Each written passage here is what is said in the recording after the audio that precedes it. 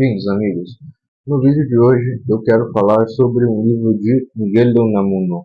O livro é Como se hace una novela, ou traduzido em português e publicado pela Realizações Editora, Como se escreve um romance.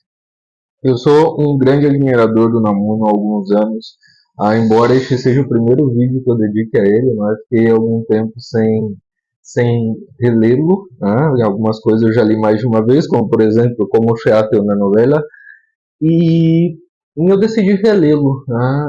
Eu decidi voltar ao Unamuno, não é? Voltar àquela sua prosa viva, escrita com sangue, não é? Sempre muito apaixonada, que é um autor que dá gosto de ler em voz alta, porque é quase como se o imaginássemos falando. Ou seja, ele conseguiu atingir o objetivo que ele tinha, de conversar com seus leitores. Então, a experiência de lê-lo em voz alta, isso vale para todos os seus livros, é excelente. É excelente. Ele conseguiu cumprir o seu objetivo, não? E aqui essa edição que eu tenho contém dois livros, duas novelas, Unamuno Nivolas, como ele costumava chamar. Não é Chamando el Bueno Mártir, a que eu pretendo dedicar um vídeo também. Foi a última novela do Unamuno. E tem várias coisas para a gente comentar sobre essas novelas do Unamuno, né? O nível de abstração a que elas foram chegando, justamente para a tentativa de expressar o centro da inquietude humana, né? Que foi o que o Unamuno sempre pretendeu. E como parece que dá para estabelecer, segundo o William Marias falou, um paralelo interessante entre o primeiro romance do Unamuno, Paz en la Guerra, e a sua última novela, que foi Chamando el Bueno Mártir. Que nós vamos ver isso mais para frente. Agora, relendo Como se hace na novela, eu voltei a pensar nesse tema, não? E eu vou tratar disso. Eu estou até pensando em reler Paz en la Guerra também e dedicar um vídeo a esse primeiro romance do Unamuno, que é muito interessante. E aqui o segundo livro, nesta mesma edição, é Como se hace una novela. Quando eu comprei esse livro aqui, eu, claro, já era leitor do Unamuno, né? Mas eu não conhecia Como se hace una novela. Eu achei que, de fato, olha o inocente, o leitor do Unamuno, mas não tão bom assim, né? Eu era inocente que eu achei que, de fato, ele ia tentar, de algum modo, em primeira pessoa, ao seu modo peculiar, de escrever como ele escrevia suas novelas. Mas o fato é que o Unamuno aqui, ele une a novela, a narrativa, à própria vida. Então, sim, em alguma medida, ele descreve, ele mostra como eram escritas as suas novelas.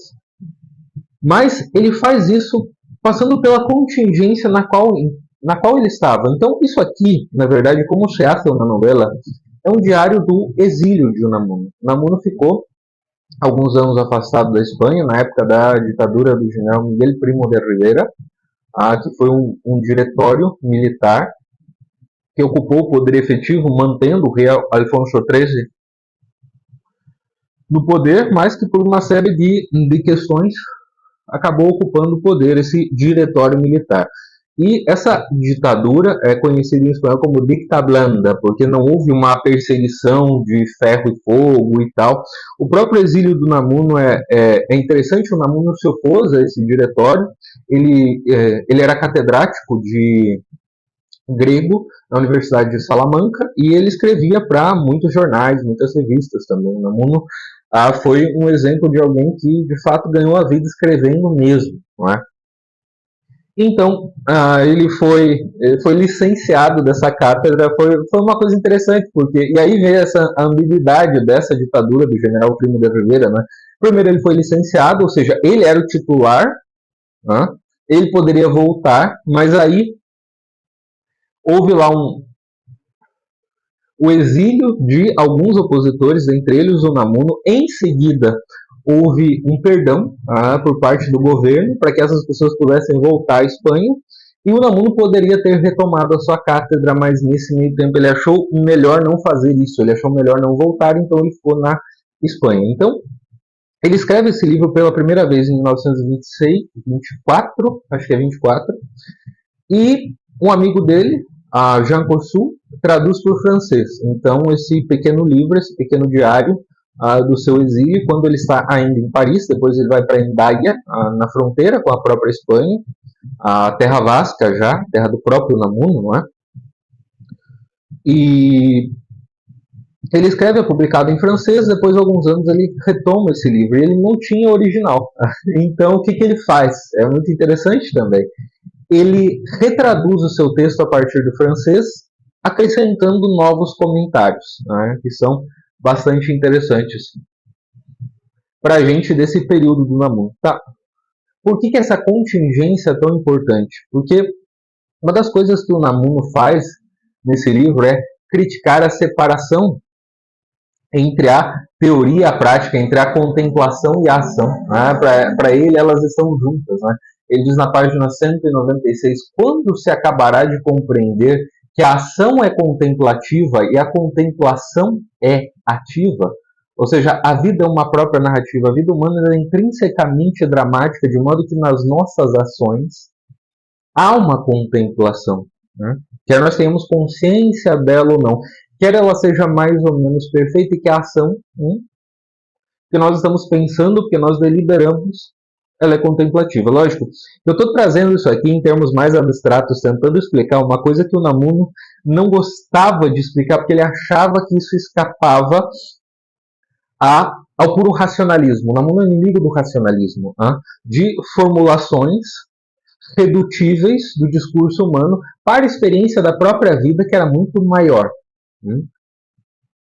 Então, uma coisa que ele ironiza com essa novela é porque dizem para ele, olha, por que o senhor não se dedica a fazer literatura, que é o que o senhor sabe fazer, e não se mete em política? Ele fala, mas não tem como.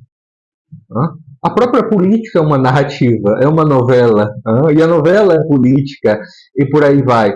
O que isso significa? Que esse problema político, como outros problemas com os quais o Unamuno se deparou na sua biografia, revelam e reverberam algo da vida interior, do modo como o sujeito responde a ele. Né? Ele está preocupado pela Espanha, então sim, ele está preocupado por um grande problema político, mas ele está preocupado pelo modo como ele está vivendo, como a sua família está vivendo, como os espanhóis estão vivendo em face da eternidade, do próprio Deus.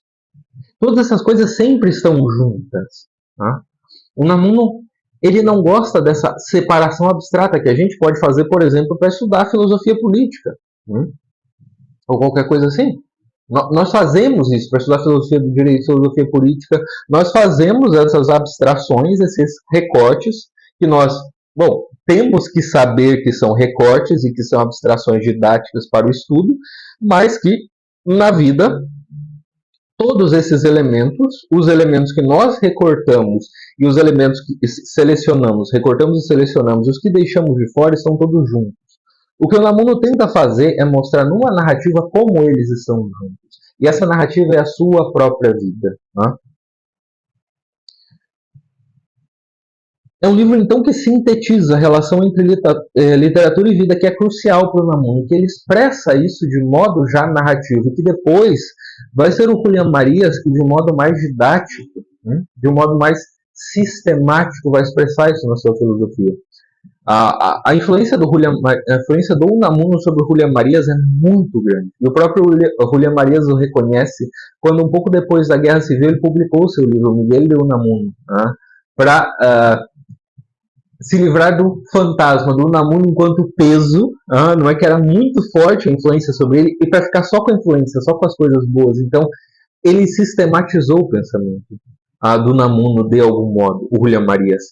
E é interessante que, lendo Como se hace uma novela, eu pensei em várias referências do Julián Marías, várias expressões do Julián Marías, vários elementos que são cruciais para a sua filosofia, que foi possível ver como ele os bebeu do Unamuno, não é? Inclusive, o Miguel de Unamuno, do Julián Marías, é o livro que eu mais gostei dele. Acho que eu vou, mais adiante, vou relê-lo e gravar um vídeo dedicado a ele também. Merece, é um livro maravilhoso.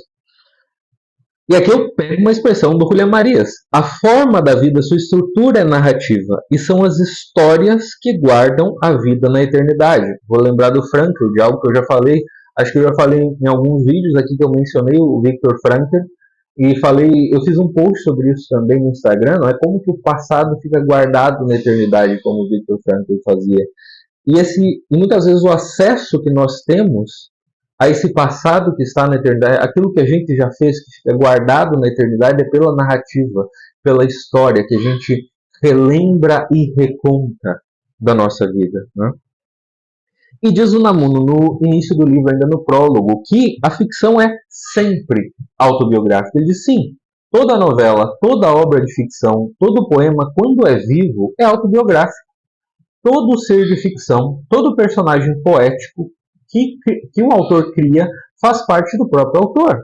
E se este autor põe em seu poema um homem de carne e osso a quem ele conheceu, é depois de tê-lo feito seu, parte de si mesmo. Isso é fascinante porque o que ele está falando aqui? É de que nós assimilamos com o espírito as coisas que nós conhecemos. Elas se transformam. É aquilo do transforma-se o amador na coisa amada em virtude do muito imaginado, Camões. Né? A nossa alma toma a forma das coisas que nós conhecemos. E no caso de um livro, o Namuno também fala bastante sobre a importância da leitura aqui para nós. A leitura é viva. Né?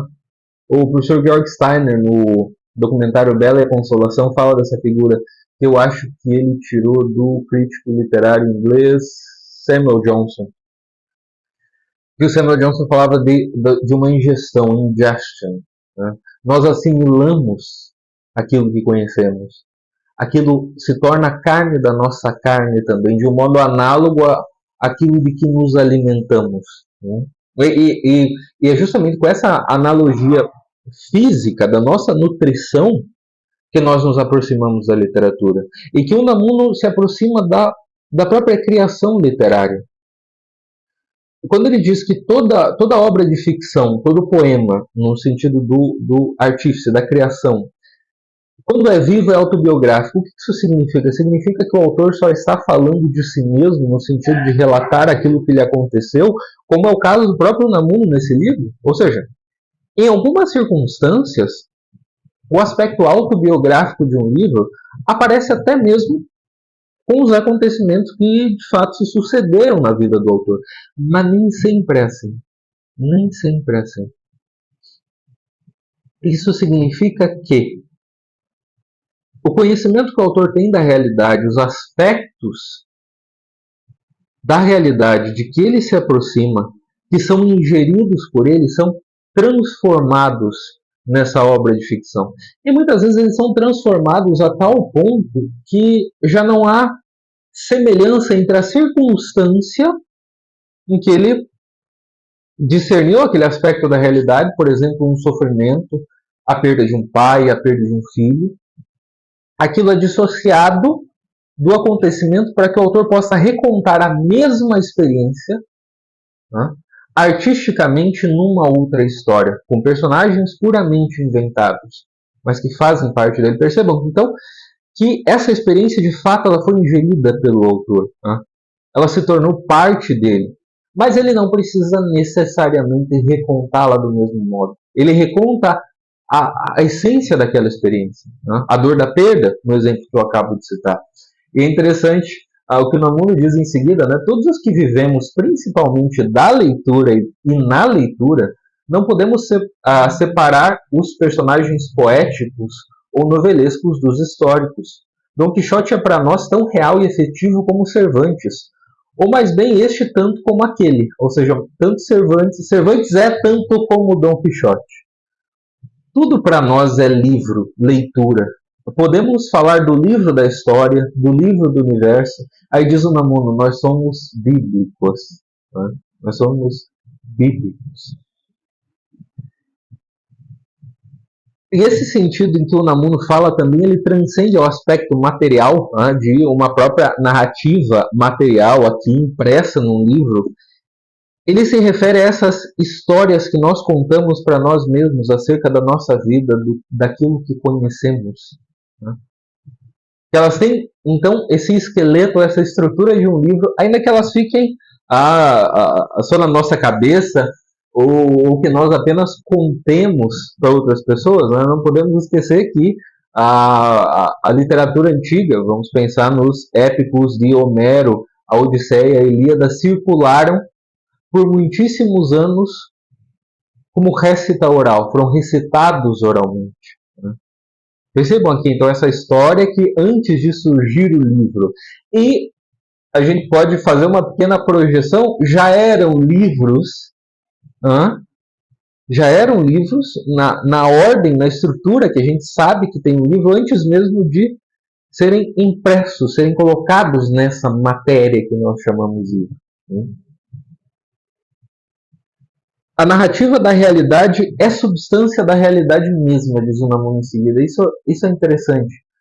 Há uma lenda da realidade que é a substância, a íntima realidade da realidade mesma. O Unamuno está sempre preocupado com esse meu íntimo, que é mais íntimo do que eu mesmo, né? A referência a Santo Agostinho, quer dizer, esse coração, esse centro, esse nux, a essência das coisas, aquilo que parece estar no seu centro, não só por estar por baixo, por ter outras camadas que o recobrem, mas porque também é o centro que dá sentido às outras camadas, que dá vida às outras camadas que o recobrem. Então, por isso, é muito frequente ver essas expressões como a íntima realidade da realidade mesmo. El meollo del cogollo, como aparece em La Tia Tulla, se eu não me engano. A essência de um indivíduo e de um povo é sua história. Quando eu vou abrir um parênteses aqui, depois eu vou retomar essa citação para lembrar de uma experiência que eu tive com o Unamuno.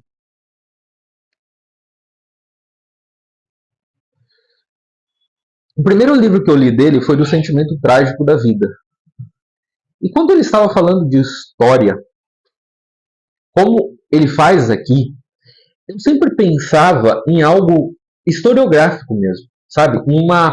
Uma grande narrativa constituída de documentos e uma história que é sobretudo coletiva. Por isso ele fala da história de um povo, me fez pensar em algo como um livro de história da Espanha, ou algo assim, um tratado. E eu ficava pensando nesse sentido, que o Unamuno estava falando de história assim. Mas quando ele fala de história, a história aqui é um sinônimo de narrativa, ele está falando de história pessoal, de biografia. Né? Então significa que um povo também tem a sua biografia, que é o jeito de repassar a sua própria história, de contá-la, de interpretá-la, de entendê-la, que é transmitido com a tradição. São aqueles lembradores de que o Jayber Crow fala na sua narrativa, no romance do Wendell Berry. São os lembradores. Os lembradores são os que contam essa história. E tal como o Jayber Crow, a história individual, né, de cada pessoa, ela caminha junto com a história do povo e vice-versa. É esse o sentido de história dessa lenda da realidade que o Unamuno está falando aqui, a que ele se está referindo. Tá? E eu faço essa aclaração porque o Unamuno usa a palavra história, tal como nós a conhecemos. Então, enfim, eu pensei isso da primeira vez, depois lendo outras coisas, lendo Julián Marías, eu entendi que essa história é um sinônimo de narrativa, de biografia. Né? A essência de um indivíduo e a de um povo é história. E a história é o que se chama a filosofia da história. Ou seja, é a reflexão que cada indivíduo ou cada povo fazem do que lhes acontece, do que acontece com eles. Unamuno repete. Com sucessos sucedidos se constituem fatos, ideias feitas carne. Eu estava lendo alguns, acho que faz um mês mais ou menos, o livro do padre Fábio Rosmini, A Arte de Recomeçar, e ele comenta, não é, que o livro do Gênesis, os livros do Antigo Testamento, da Torá especificamente, foram escritos um tempo depois da experiência do povo hebreu. De novo, e é nessa ideia que o Unamuno entra também, a ideia de reflexão daquilo que aconteceu, que é uma reflexão interpretativa, tal como nós fazemos com a nossa própria história, tal como Santo Agostinho fez nas suas confissões, tal como Marcel Proust, que o Unamuno leu, fez em Busca do Tempo Perdido. Então, vejam, o Namuno chama isso de filosofia da história. E quando a gente pensa de novo em filosofia da história, a minha tendência, por exemplo, é pensar em uma disciplina acadêmica, é pensar em grandes tratados como a Cidade de Deus, de Santo Agostinho. Eu pensaria que na Cidade de Deus antes de pensar nas Confissões. E, no entanto, lendo esse livro todo, como se hace uma novela, e trazendo essas outras referências, do próprio Julián Marías, do Marcel Proust, e entendendo a obra do Namuno como um todo, eu vejo que é essa história, sobretudo e antes de tudo, pessoal a que ele se refere. Né? E aparece um personagem aqui, em Como Sheatel na novela. Ele fala, se eu fosse escrever um romance, eu teria um personagem. O nome desse personagem seria o Hugo de la Rata. Aí, porque ele pega o de Unamuno, Hugo, que era um dos sobrenomes de um avô dele, de um lado da família. De la Rata ele separa, porque a expressão rata, já nesse tempo, era uma expressão referida à hispanidade. Então não era raça no sentido racista que depois veio a ter, né? Com aquela bobagem toda a partir do início do século XX, algo que começou como bobagem, que virou uma fonte de grandes crimes. Né? A raça que, enfim, em fins do século XIX, início do XX, na Espanha propriamente, se refere à hispanidade. Então está falando de todos que têm a mesma origem hispânica. Eles chamaram isso de raça. E ele separa de la raza, né? De la raza, em 3 palavras, que seria la raza, seria o sobrenome a partir de Larra, como são muitos sobrenomes vascos, que é nome de outro avô dele, de outra parte da família dele. Então ele junta isso, e de Larra vem de campo, de pastagem. E esse seria o nome do seu personagem, que já é muito engraçado. E ele separa justamente para fazer esse jogo de palavras. Mas vamos ver como ele começa. O Hugo de la Raza se aborrece. Enfim, coisas. Quem sabe faz ao vivo, como diria o outro. Né? O Hugo de la Raza se aborrece de uma maneira soberana. E que aborrecimento de um soberano. Porque ele, o Hugo de la Raza, não vive jamais que em si mesmo. Nesse pobre eu, debaixo da história, num homem triste que não se fez novela, que não se fez narrativa. Né? Então ele é levado pelas circunstâncias. Ele não se fez narrativa. E por isso ele gosta de novelas, de narrativas, de romances. Ele gosta delas e as busca para viver em outro, para ser outro, para se eternizar em outro. Porque ele busca uma autotranscendência nelas. Mas isso é pelo menos o que ele acredita, diz o Namuno. Na realidade, ele busca as novelas a fim de se descobrir, a fim de viver em si, de ser ele mesmo. Ou mais bem, a fim de escapar do seu eu desconhecido, incognoscível até para si mesmo. Essa experiência da autotranscendência, é por isso que às vezes quando eu nunca entendi desde que eu comecei a ler, uma experiência pela qual eu não passei, que é considerar a literatura como uma distração, né, como uma fuga dos problemas. Porque toda vez que eu tentei me distrair, eu tentei fugir de alguma coisa lendo um romance, eu vi que eu estava mais inteiramente metido naquele problema do que eu queria escapar. Mais dentro dele do que antes, porque eu tinha mais recursos para contá-lo, porque de algum modo a literatura me trazia isso. Então me fazia estar mais vivo, mais aberto para a realidade, não fugindo da realidade. Né? É disso que o Namuno fala. Ele ainda não tinha, o Hugo de la Raza ainda não se tinha feito novela. Mas ao ler as novelas, ele começou a se fazer novela. Né?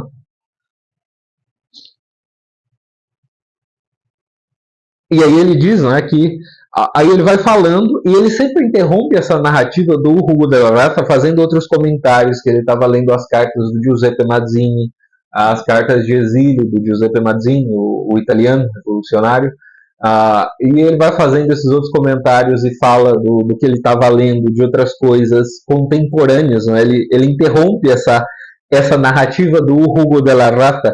Aí ele diz, mas será que o leitor está preocupado com o que vai acontecer com ele? Porque o Hugo de la Raza, ele está passeando por Paris, onde o Namuno estava, aí ele acha um livro no qual o narrador diz o seguinte, que o fim do personagem, O modo como o personagem vai acabar é o mesmo modo como o leitor vai acabar. Aí ele fica todo angustiado, fecha o livro, foge e tal. Aí o Namuno cria uma pequena expectativa aí, não é? E ele diz, mas você, leitor, você está tão preocupado assim com o fim desse personagem? Né? Será que eu não tenho um problema com você? Sabe por quê? Diz o Namuno. Todo leitor que, lendo uma novela, um romance, se preocupa de saber como acabarão os personagens dele, sem se preocupar de saber como ele, leitor, vai acabar, não merece que a sua curiosidade seja satisfeita. É que como o Namuno sintetiza muita coisa, porque ele quer encarnar, porque justamente ele não quer fazer o que ele achava que seria um raciocínio insuficiente, meramente racionalista, que ia reduzir a realidade a termos incapazes de abarcá-la. Então ele junta muita coisa. Vou repetir. Todo leitor que, lendo um romance, se preocupa de saber como acabarão os personagens do romance, sem se preocupar de saber como ele, leitor, vai acabar, não merece que a sua curiosidade seja satisfeita. Percebam a conexão, a relação íntima aqui entre a vida como ela é contada, como ela é narrada num romance, por exemplo, e a nossa própria narrativa. Não pode, não é uma fuga da realidade em si mesma, é que o sujeito tem que projetar isso. Ele não consegue, vai ser que nem o Hugo de la Rata, não é que ele vai achar que está escapando de si mesmo, mas na verdade ele está se encontrando ainda mais. Isso é maravilhoso, não? Ver e narrar estão unidos como contemplação e ação. O ser humano está constituído, de tal modo, aqui são palavras minhas a partir do que eu entendi do Namuno, que ele olha para a realidade, ele apreende a realidade, ele já vai constituindo uma narrativa a partir dela, daquilo que ele está vendo, daquilo que ele conhece, da sua rotina, daquilo que ele descobre, daquilo que ele sabe que precisa fazer, ou quando ele deixa de fazer o que ele precisa fazer, quando ele não consegue, etc, etc. E tem uma justificativa depois da ação feita, ou depois de quando a ação deveria ter sido feita, e é por isso que o Namuno junta a contemplação e a ação. A ação é contemplativa, a contemplação é ativa, etc, etc. E isso é o que o Julián Marías expressou depois, por influência de Namuno, dizendo que a vida humana é dramática, como eu já falei em outros vídeos, como eu tento reiterar com relativa frequência. Existe um dramatismo na vida humana, um dramatismo nas nossas escolhas, no modo como nós conhecemos a realidade, no modo como nós vivemos, no modo como nós respondemos aos aspectos da realidade que se apresentam diante de nós, no modo como nós justificamos ou não as nossas ações e escolhas. Isso tudo é intrinsecamente dramático. É intrinsecamente dramático. E é por isso a força dessa analogia entre a forma, a estrutura da vida humana e a estrutura de uma narrativa literária. E o Namuno diz uma coisa bastante prussiana e interessante. Deixa eu ver se eu encontro aqui. Qual página? Se eu anotei certo.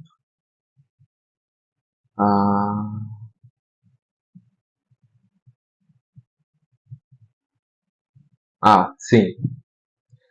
Ele fala dessa fusão, a clareza na fusão de conteúdo e forma. Tal como nós somos um composto de forma e conteúdo, e tal como Proust fala logo no início de Em Busca do Tempo Perdido, que o grande achado do romancista foi substituir as partes materiais, interiores, abstratas da vida interior da pessoa por elementos materiais dramáticos que podem ser assimilados pelo leitor. O Namuno diz algo parecido.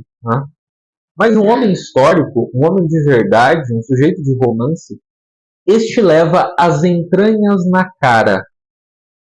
A expressão da vida interior tem manifestações que são exteriores.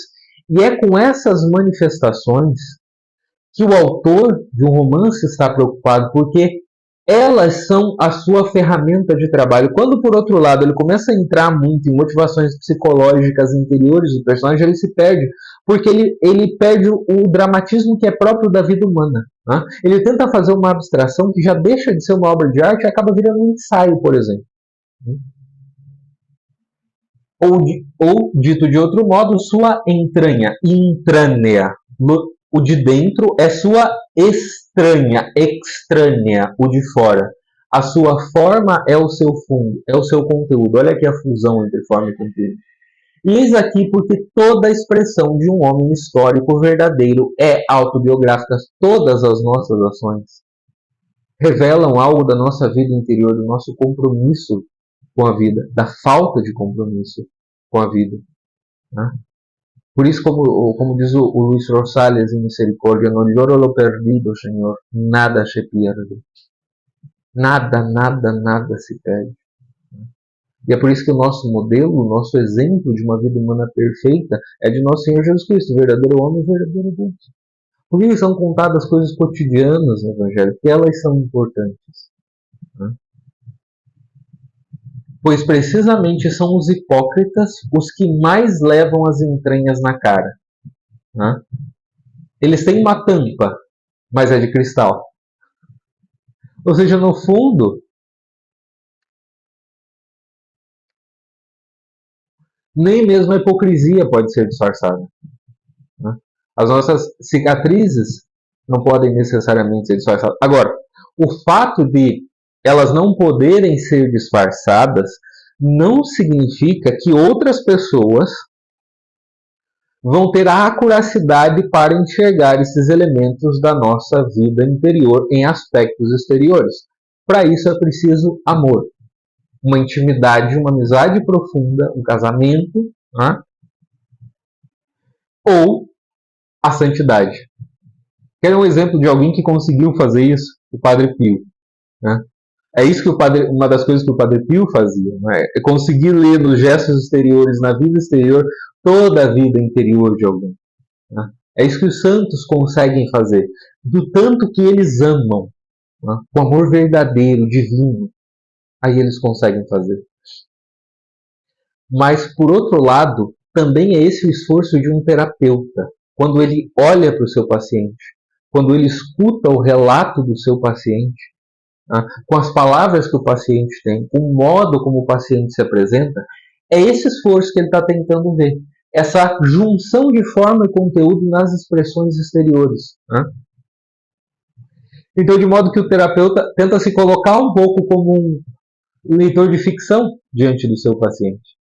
Né? Isso também é fascinante. Veja quanta coisa no único parágrafo do Unamuno. Né? E como eu disse, eu já mencionei isso antes, agora que está no roteiro, Proust faz isso. Não é? Ele descobre a vida escrevendo. O Unamuno leu Proust. Aqui ele é mencionado, não citado propriamente, mas mencionado. E nesse aspecto que eu falei, não é?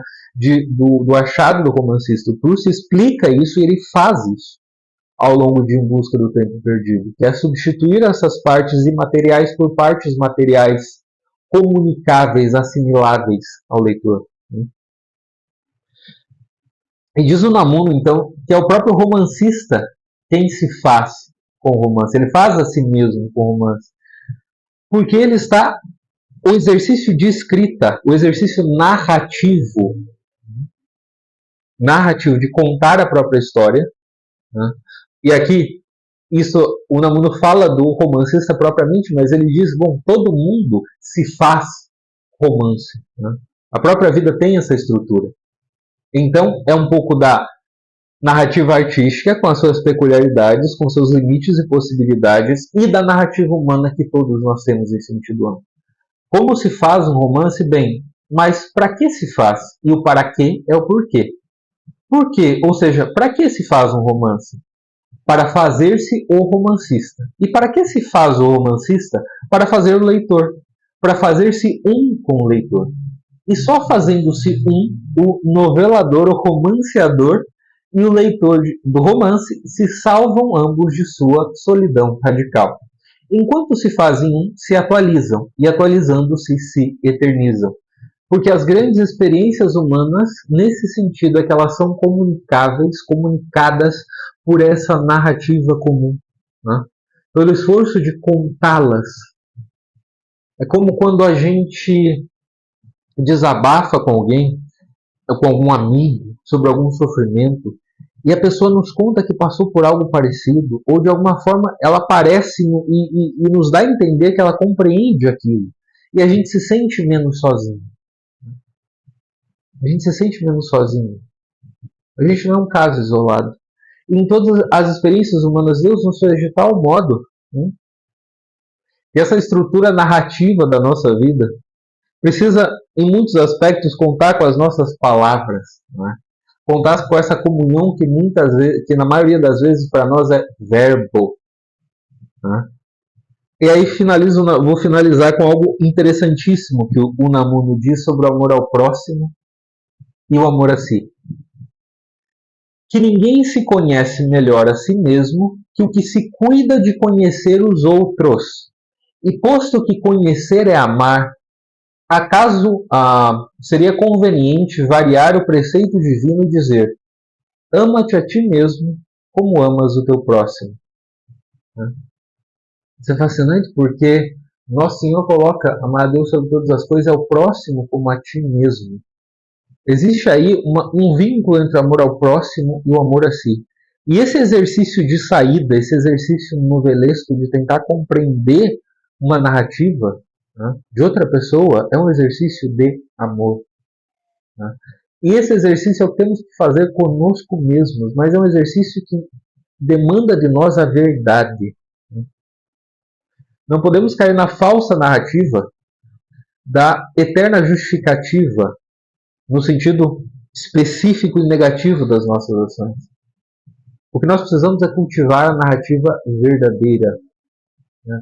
Nos esforçarmos para olhar nos outros essa fusão de forma e conteúdo, nos seus gestos, nas suas palavras, nas suas trajetórias. Nos esforçarmos para compreender e assim nos esforçarmos, que estamos sempre em primeira pessoa, óbvio, né? Mas assim nos esforçarmos para ver quais são as nossas manifestações e o que elas dizem de nós. Né?